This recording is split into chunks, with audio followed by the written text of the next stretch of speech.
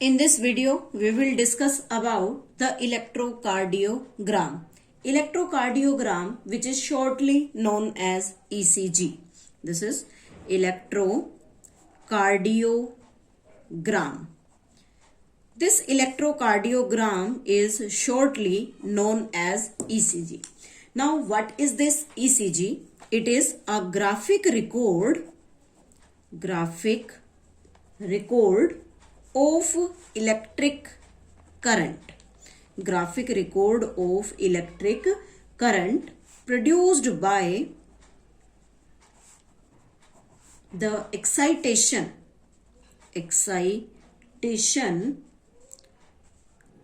of cardiac muscle. Means जब हमारी cardiac muscles, heart की जो मसल्स होती हैं वो एक्साइटेड होती हैं, एक्साइटेशन शो करती हैं. And why? Due to the electric current जो हार्ट में SA नोड से प्रोड्यूस होता है, उससे जो एक ग्राफिक रिकॉर्ड हम नोटिस करते हैं, ग्राफिक रिकॉर्ड हम ऑब्जर्व करते हैं, ऑब्टेन करते हैं, that is named as the ECG. उसे हम ECG कहते हैं. जो फर्स्ट जो इलेक्ट्रोकार्डियोग्राफ था उसे जब फर्स्ट रिकॉर्ड किया गया, that is recorded by the scientist named Waller. Waller ने सबसे पहले इसे रिकॉर्ड किया था. And the electrocardiograph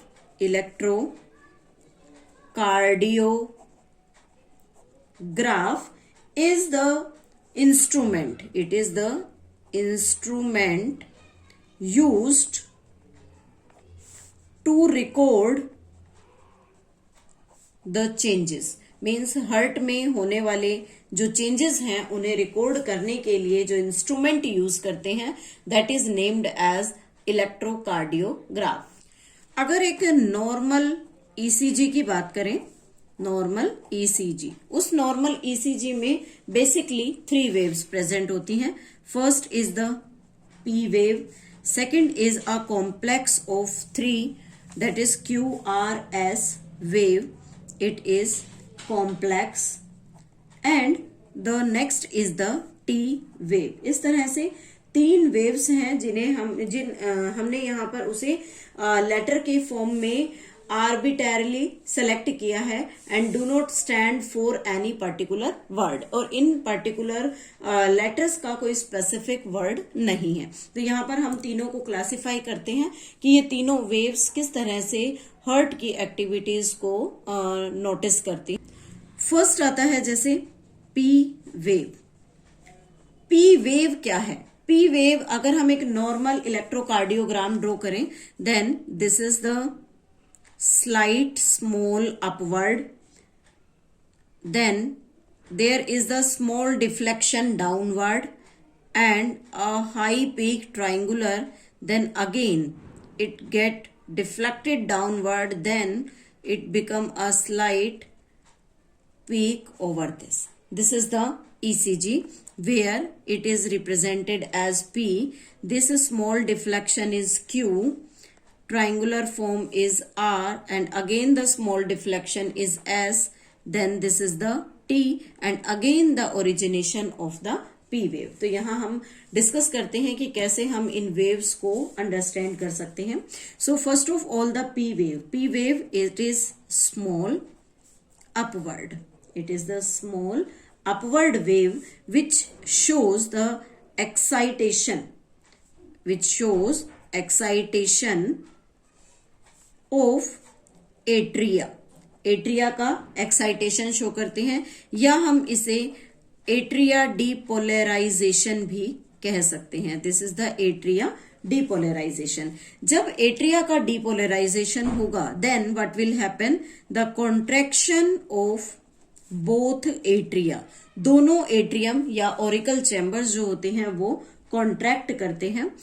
And this contraction is due to the SA node. जो SA node है वो इन्हें कॉन्ट्रैक्ट करने में हेल्प करती है. So the impulse of contraction, जो इम्पल्स यहाँ कॉन्ट्रैक्शन के लिए स्टार्ट होगी, that originate from the SA node and spread through atria, और फिर वो एट्रिया के साथ फैल जाती है, due to which the contraction in the atria will proceed. Now the next wave is the complex. This is named as QRS wave और it is the complex.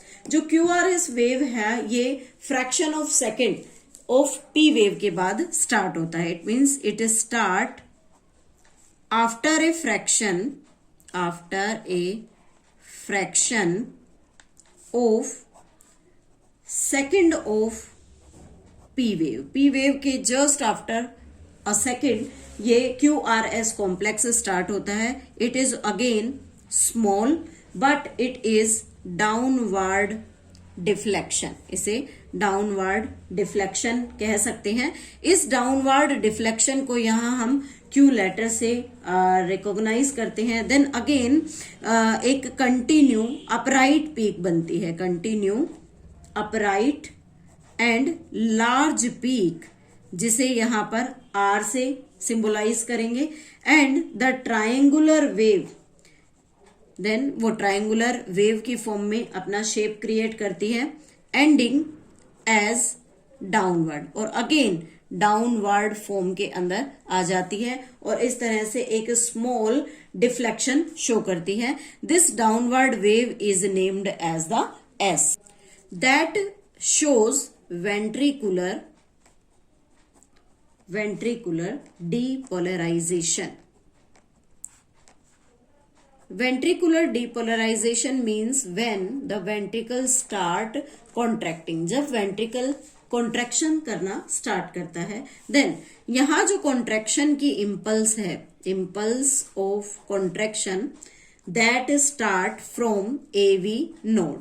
AV node इस contraction की impulse को start करता है. then AV node से information bundle of his को transfer होगी and from that bundle of his it is transferred to Purkinje fiber. Purkinje fibers तक information pass होती है and after that the ventricle start contracting और यहाँ ventricle contraction करना start कर देता है. So this is about the QRS complex.